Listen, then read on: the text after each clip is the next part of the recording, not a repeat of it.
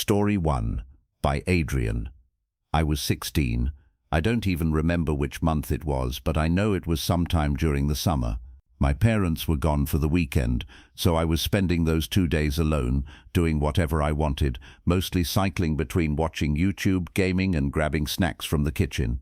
I was upstairs in my room, 99% of the time, headphones on, just enjoying the quiet freedom of being a teenager with the house to myself.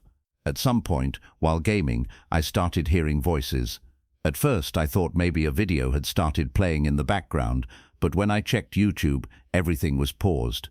That's when I pulled off my headphones and realized the voices were coming from outside. My bedroom window was slightly cracked open, and through the rain I could hear the muffled sound of someone speaking. They had to be close, near the outside walls of the house. I couldn't tell what was being said, or even if they were talking to someone else. It sounded like just one voice. By the time I got up and walked to the window for a closer listen, the talking stopped. I decided to head downstairs to check through the other windows, because honestly, someone walking that close to the house at 8 p.m. was pretty weird, but it seemed like whoever it was had already gone. I couldn't see a trace of anyone. I grabbed a bag of chips from the kitchen and went back upstairs. About an hour passed, though it went by quickly while I was gaming. In the middle of a round, I suddenly heard a voice. This time it was clear, even through my headset. Not louder but sharper, less muffled. I could have sworn I understood what was being said. I yanked off my headset and listened. The house was quiet and creaky as I waited 15 seconds. Then I heard it again. Luke. The man called out my nickname. My full name is Lucas, but only my friends call me Luke. I didn't recognize the voice though.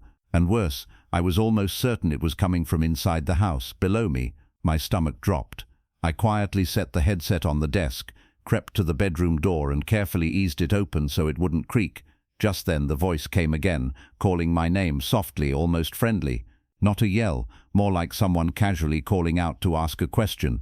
The calmness of it made it 10 times more disturbing, considering this stranger had broken into my home. His voice had a gravelly edge, like he was in his 50s and had spent years smoking. As he said my name again, I became certain he was right around the bottom of the staircase.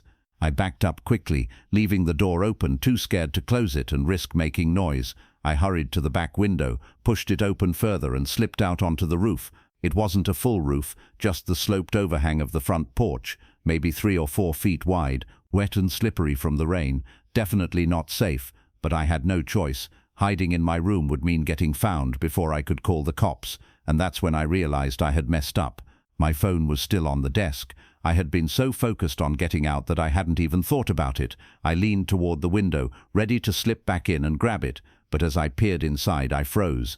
A shadow passed the doorway, someone walking down the hall outside my room. My heart slammed against my ribs, and I pulled back out of sight, the rain soaking into my clothes as fear gripped me. A few seconds later, I heard shuffling in my room, followed by that same voice again. Luke. That creepy soft tone made my stomach twist. I dared to lean just enough to peek inside, and all I saw was his shadow moving across the wall. He was rummaging around my desk, probably noticing the game still running and piecing together that I had to be close by. I wanted so badly to lean farther and catch a glimpse of him, but I couldn't risk it. My gut screamed that I was about to be found. I acted fast. Moving to the farthest point of the slick ledge, I looked down, just a small bush and patch of grass beneath me, maybe 8 to 10 feet down. Heart racing, I dangled off the edge, then let go. The drop sent pain shooting up my legs as I collapsed onto the wet ground, but nothing broke. I scrambled to my feet and ran toward the nearest neighbor's house. I banged on doors, desperate for someone to answer, but no one did. It was late, and to them I must have looked like a lunatic drenched in rain, demanding to be let in. Luckily, one of the households called the police on me, which turned out to save me. When the officer arrived about 20 minutes later, I explained everything. The intruder was gone by then, but the cop discovered my bedroom window wide open. At some point after I'd escaped, the man had stepped onto the ledge, right where I had been moments earlier. That detail made my heart sink. I'd been a breath away from him. The following days were rough. My legs swelled from the jump, though thankfully I had no lasting injuries. It haunts me to think that Leap may have saved my life, or at least spared me from whatever horrifying plans that man had in mind. Sometimes I regret not risking another look, wondering forever who he was. But when I remind myself I was in a life or death moment, I know why I didn't. As far as we know, he never came back. Years have passed, and I'm much older now. I don't think anything will come of it, and I pray it stays that way. Story 2 by BG. I work as security for a small office space in town. Even after what happened, I've kept the job because I can't find anything else with better pay. Trust me, I'll be leaving as soon as I can. One reason I didn't mind the work was that the office was part of a large business district in a wealthy area. I figured nobody would be foolish enough to break into a building here. Too much security, too many cameras.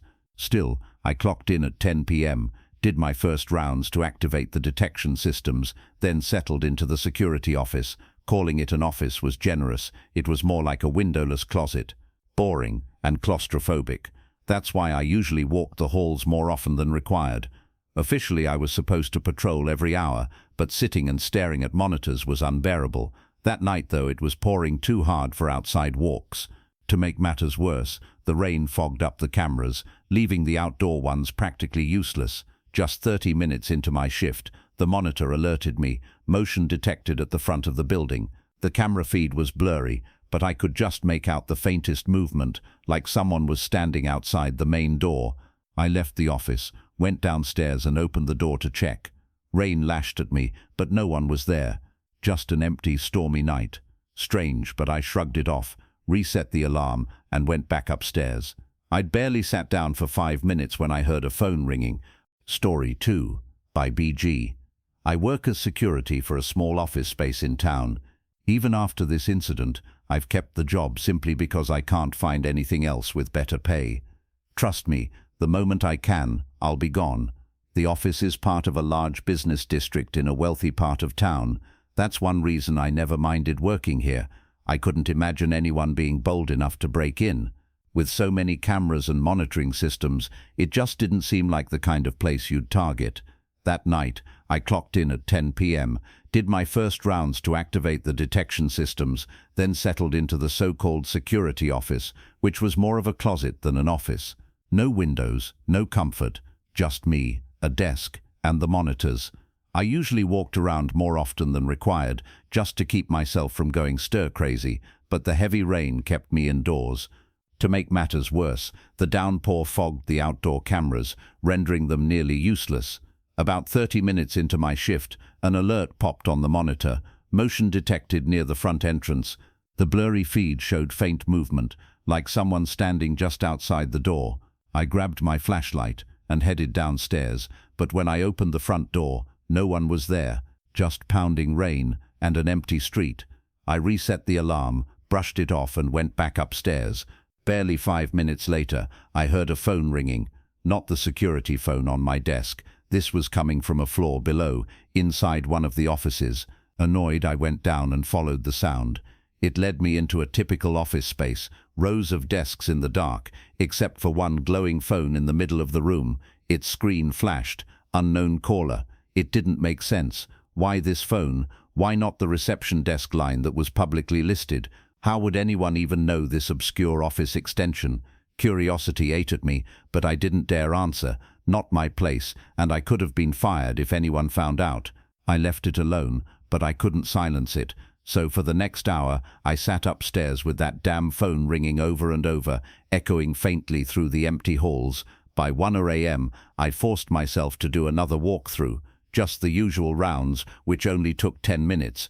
But as soon as I got back upstairs, I heard a loud thump reverberate through the building. It echoed like it came from the stairwell or maybe one of the hallways. My chest tightened. I checked the system but found nothing unusual, so I hurried downstairs to recheck the doors. That's when I saw it, the front door's alarm system blinking green. Someone had put it on pause, essentially disarming the lock. I never used that function. I only turned the system on or off. My pulse quickened as I pushed the door open, but outside was the same, rain and emptiness. I shut it, locked it again, and rushed back up the stairwell. On the 3rd floor, I froze. The door to the hallway, the same one where the phone had been ringing earlier, was wide open. Slowly, I climbed the last few steps, straining to hear anything. Silence. I edged closer, peering into the dark hallway, and then everything went black. My vision, my hearing, my consciousness, it all cut out in an instant. When I came back, I was stumbling backward, dazed and confused. I didn't need to guess what happened. I'd been struck in the back of the head. My whole body fought to stay awake as I tumbled down a few steps. Through blurry, fading sight, I saw a figure in the doorway. Just an outline, but it was enough to send adrenaline flooding back into me. I staggered to my feet and bolted down the stairwell, ears ringing, head pounding. Somehow I made it outside. I used the work phone on my belt to dial 911 and hid behind my car in the downpour until the cops arrived. They didn't find anyone. I was taken to the hospital and treated for a bad concussion, but otherwise I was okay. Still, this didn't feel like some random break-in.